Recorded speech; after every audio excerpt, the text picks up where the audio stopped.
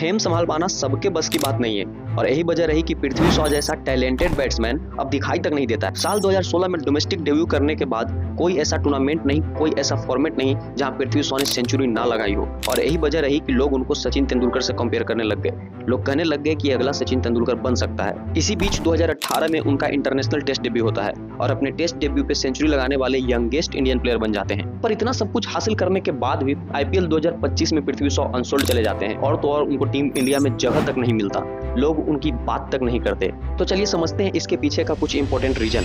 सबसे पहला और सबसे इंपॉर्टेंट रीजन जो था वो था फिटनेस। अब किसी भी इंटरनेशनल क्रिकेटर के लिए उनका फिटनेस सबसे इंपॉर्टेंट होता है। जितने दिन तक आप फिट रहोगे उतने दिन तक आप क्रिकेट खेल पाओगे। फिटनेस सही नहीं होने की वजह से उनको रेगुलर इंजरीज का सामना भी करना पड़ रहा था और जब सब कुछ सही हुआ तो किस्मत ने साथ नहीं दिया। दूसरी सबसे बड़ी वजह रही उनकी रेगुलर कंट्रोवर्सीज में होना। पृथ्वी शॉ फेम पाने के बाद क्रिकेट छोड़कर बाकी सारी चीजें करने लग गए जो एक इंटरनेशनल क्रिकेटर को शोभा नहीं देता। अब चाहे वो रेगुलर पार्टीज करना, मारपीट करना या फिर तामड़ी तामड़ी करना, ये सारी चीजें उनके कैरियर के डाउनफॉल का रीजन बना। तीसरा सबसे बड़ी वजह जिसे हम इग्नोर नहीं कर सकते वो उनके कैरियर का सबसे बड़ा फ्लॉ था जब वो डोपिंग केस के मामले में 8 महीने के लिए बैन हो गए।